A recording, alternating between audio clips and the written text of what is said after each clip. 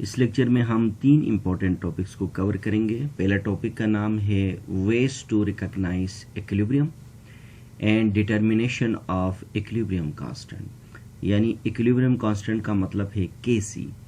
हम केसी को किस तरह रिकॉग्नाइज करेंगे और इसको मालूम करने के रास्ते क्या है, और केसी की वैल्यू भी हम फाइंड आउट कर सकते हैं।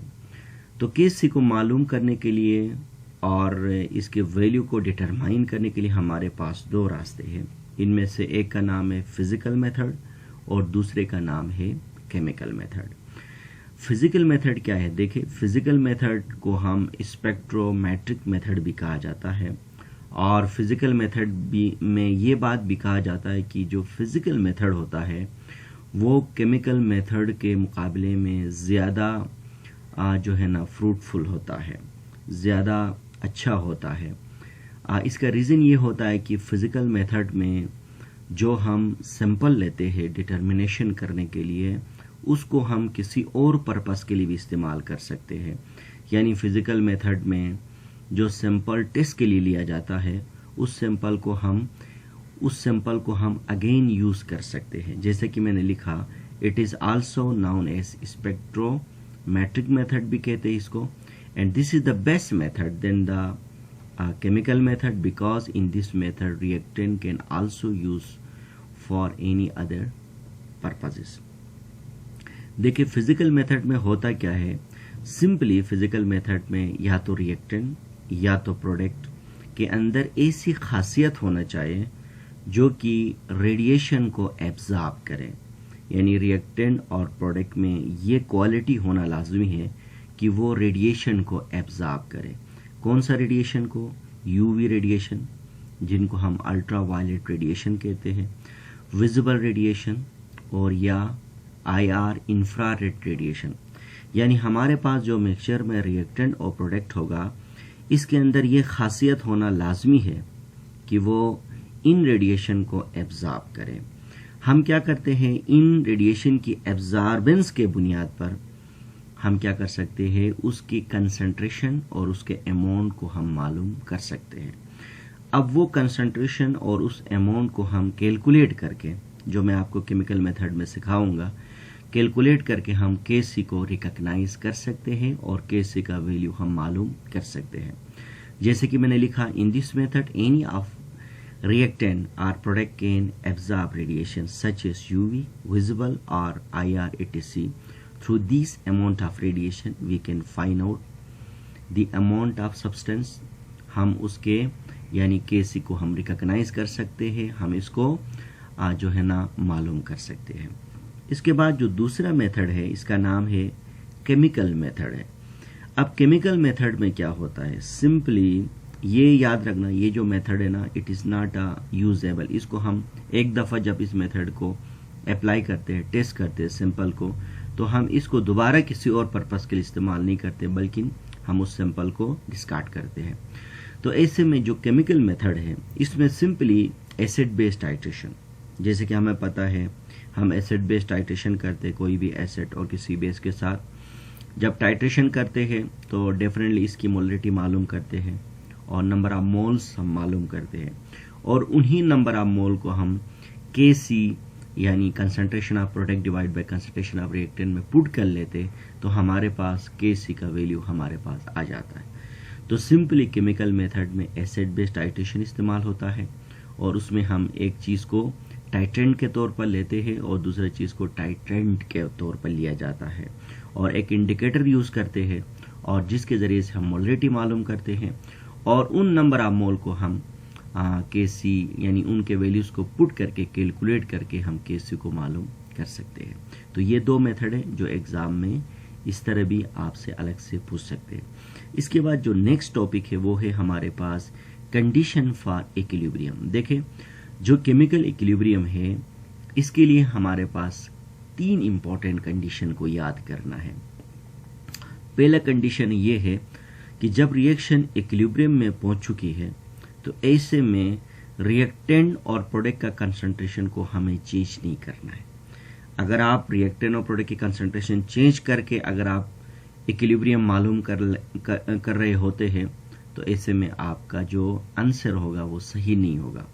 इसका मतलब ये होना चाहिए, जब आपको ये पता चले कि reaction is rich at equilibrium stage, इसका मतलब ये कि उसी वक्त रिएक्टेंट का कंसंट्रेशन और प्रोडक्ट को या ना ऐड करना है और ना इसको निकालना है, यानी कंसंट्रेशन।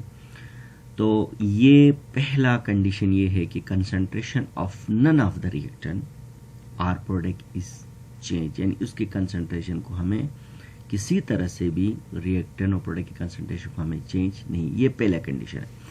दूसरा कंडीशन ये है कि आप जिस टेम्परेचर पे काम करते हो तो उसी टेम्परेचर को केप्ट कांस्टेंट रखना है। जो भी आपने इनिशियली टेम्परेचर को सेट किया है तो रिएक्शन को इसी टेम्परेचर में ही रखना है।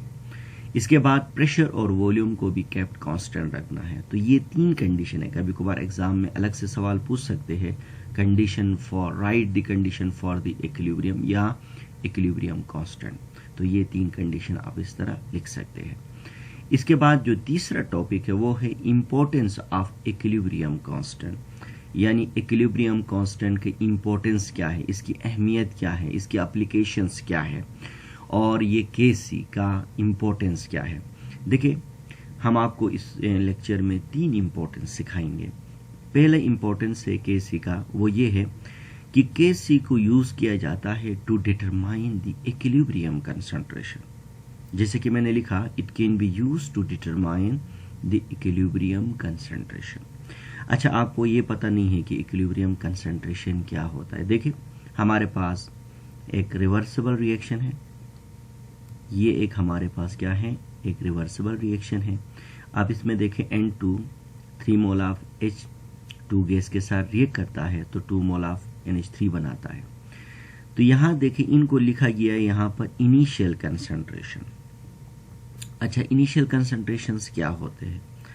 देखिए, जब रिएक्शन में टाइम 0 होता है, टाइम 0 का मतलब इनिशियली अभी हम रिएक्टेंट और प्रोडक्ट लिया है, अभी इस पे काम नहीं हुआ है, तो यानी वो कंसंट्रेशन जिसमें टाइम 0 होता है इसको बोलते हैं इनिशियल कंसंट्रेशन कहा जाता है। और इनिशियल कंसंट्रेशन हमेशा रिएक्टेंट जो आपने लिया है 1, 2, 3 वही होता है, और जो प्रोडक्ट होता है वो हमेशा 0 मोल्स होते हैं। तो इसीलिए मैंने लिखा कि A मोल ऑफ N2 और B मोल ऑफ H2 मैंने लिखा। अब इनिशियल कंसंट्रेशन हमारे पास अभी तक रिएक्शन पे काम ही नहीं हुआ है, तो हमारे पास NH3 कितना मोल है, हमारे पास 0 मोल है। अच्छा, with the passage of time, जब टाइम गुजरते जाएगा, एक ऐसा टाइम आएगा कि जहां रिएक्शन क्या होगी, इक्विलिब्रियम स्टेज में पहुंच जाएगी। यानी इक्विलिब्रियम स्टेज का मतलब रेट ऑफ फॉरवर्ड और रेट ऑफ बैकवर्ड रिएक्शन क्या होगा, सेम होगा। तो ऐसे में क्या होंगे, एक नई कंसंट्रेशन हासिल होंगे हमारे लिए, तो इनको बोलते हैं इक्विलिब्रियम कंसंट्रेशन। तो अब हम आपको बताएंगे कि इक्विलिब्रियम कंसंट्रेशन होता क्या है। वो कंसंट्रेशन जहां रिएक्शन इक्विलिब्रियम स्टेज में पहुंच चुका है, जहां रिएक्शन में रेट ऑफ फॉरवर्ड और rate of backward direction equal है, तो उन कंसंट्रेशंस को, क्योंकि रिएक्शन का नेचर रिवर्सिबल है, तो हम उनमें जो रिएक्टेंट में कंसंट्रेशन है, जो प्रोडक्ट में बन चुके हैं, उन कंसंट्रेशन को इक्विलिब्रियम कंसंट्रेशन कहा जाता है। जैसे कि मैंने लिखा कि अगर रिएक्शन इक्विलिब्रियम स्टेज में पहुंची है तो ऐसे में देखें 2x बने हैं। अब जाहिर सी बात है, ये DMQ वॉल्यूम में हम इस पे काम कर रहे हैं, तो इसलिए मैंने V लगाया। और ये कहाँ से बना होगा, ये जो 2x, ये बेसिकली A माइनस x है, और यहाँ से देखें B माइनस x है। अब आपको ये बात भी मैं आपको बता दूं कि A माइनस 2x नहीं लिखना है, क्योंकि इसका कोफिशिएंट यहाँ पर 1 है, तो जो रिएक्टेंट का कोफिशिएंट होगा वही इसी के साथ लिखा जाएगा। वॉल्यूम क्या है, हम 1 dm³ पे काम करते हैं। 1 dm³ हमारे पास सोल्यूशन का वॉल्यूम है, मिक्सचर का वॉल्यूम है। अब B देखें, माइनस 3x मैंने क्यों लिखा, क्योंकि कोफिशिएंट में 3 है, डिवाइडेड बाई देखें हमारे पास V है। और ये 2x क्यों लिखा, क्योंकि कोफिशिएंट में 2 है, डिवाइडेड बाई V है। इनको बोलते हैं इक्विलिब्रियम कंसंट्रेशन। तो मैंने आपको बोला था कि Kc को इक्विलिब्रियम कंसंट्रेशन मालूम करने के लिए भी इस्तेमाल किया जाता है, यानी हम Kc के जरिए से इक्विलिब्रियम कंसंट्रेशन को मालूम कर सकते हैं। अगर हम क्या Kc लिखे तो कंसंट्रेशन ऑफ प्रोडक्ट हमारे पास ये है, कोफिशिएंट आपको पता है पावर में चला गया, और डिवाइड करेंगे हमारे पास रिएक्टेंट। हमने KC पिछले लेक्चर में पढ़ाया था कि KC का मतलब है concentration of product divided by the concentration of reactant. तो प्रोडक्ट के जगह में हमने वैल्यू लिखा, रिएक्टेंट के जगह में हमने वैल्यूज लिखा, और 2 बेसिकली ये कोफिशिएंट 2 था, इसको हमने पावर में लेके गए, और ये 3 कोफिशिएंट यहाँ 3 था तो पावर में ले। अब यहाँ अगर आपके पास एक्चुअल वैल्यू होते ना तो आप यहाँ पर वैल्यू पुट कर लेते तो आपके पास KC का वैल्यू आ जाता। अब आप उस KC के वैल्यू के ज़रिए से आसानी से आप बता सकते हैं कि KC का वैल्यू इक्वल टू 1 है, ग्रेटर है, कम है, क्या है। तो इससे आप रिएक्शन का डायरेक्शन यानी आप कंसंट्रेशन, इक्विलिब्रियम कंसंट्रेशन आसानी से आप मालूम कर सकते हैं। यानी आप इसको पुट करोगे तो डेफिनेटली यहाँ से आपको इक्विलिब्रियम कंसंट्रेशन आसानी से आपको मिल सकता है। इसके बाद जो दूसरा एप्लीकेशन है KC का वो ये है कि इसके ज़रिए से हम direction of a chemical reaction हम मालूम कर सकते हैं। अच्छा, डायरेक्शन का मतलब क्या है? देखिए, डायरेक्शन का मतलब ये है कि रिएक्शन फॉरवर्ड डायरेक्शन जा रही है या बैकवर्ड आ रही है या रिएक्शन दोनों जानिब जा रही है। तो इसके लिए हमारे पास 3 कंडीशन, 3 केसेस है। पहला केस ये है, if the value of KC is equal to 1। अगर KC का वैल्यू 1 की, देखो 1 का इक्वल कब होगा? जब value of product divided by value of reactant क्या होगा? सेम होगा, तो डेफिनेटली ये रेशियो है 1 वैल्यू आएगा। अगर KC का वैल्यू 1 के बराबर होगा, इसका मतलब रिएक्शन का रेट ऑफ फॉरवर्ड और रिएक्शन का रेट ऑफ बैकवर्ड डायरेक्शन क्या होगा? सेम होगा। दूसरा कंडीशन क्या है? अगर value of KC is greater than 1 है। देखो, ग्रेटर देन 1 कब होगा? KC का प्रोडक्ट के साथ क्या है? डायरेक्ट रिलेशन है ना। अगर KC 1 से ज़्यादा है, 1 से ज़्यादा कब होता है? जब प्रोडक्ट ज़्यादा है तो रिएक्टेंट कम होगा, तो 1 से ज़्यादा होगा KC का वैल्यू। तो ऐसे में क्या होगा? रिएक्शन का डायरेक्शन प्रोडक्ट टू रिएक्टेंट होगा, क्योंकि प्रोडक्ट ज़्यादा बना है, रिएक्टेंट कम है, तो रिएक्शन को अब आपको स्टेबल करने के लिए प्रोडक्ट से रिएक्टेंट की तरफ आना पड़ेगा। इसके बाद अगर KC 1 से कम है, 1 से कम का मतलब ये कि प्रोडक्ट कम है, रिएक्टेंट ज़्यादा है, इसका मतलब रिएक्टेंट ज़्यादा है तो रिएक्शन का डायरेक्शन क्या होगा? रिएक्टेंट टू प्रोडक्ट होगा। इसके बाद जो तीसरा जो एप्लीकेशन है और वो है कि predict the extent of a chemical reaction, यानी हम एक्सटेंट ऑफ द रिएक्शन यानी रिएक्शन किस हद तक हो चुकी है, यानी रिएक्शन में कंसंट्रेशन ऑफ प्रोडक्ट और कंसंट्रेशन ऑफ रिएक्टेंट में कि number of mole product side में ज़्यादा है या रिएक्टेंट साइड में ज़्यादा है, तो हम KC के वैल्यू के ज़रिए से हम आसानी से बता सकते हैं। तो इसके लिए भी हमारे पास 3 पॉसिबिलिटीज़ है। पहला पॉसिबिलिटी है, if the magnitude of KC is a very large. जब KC का मकदार ज़्यादा होगा, देखो KC का मकदार ज़्यादा के क्या मतलब है? इसका मतलब है कि प्रोडक्ट ज़्यादा है, क्योंकि KC का प्रोडक्ट के साथ डायरेक्ट रिलेशन है और रिएक्टेंट के साथ क्या है? इनवर्स रिलेशन है।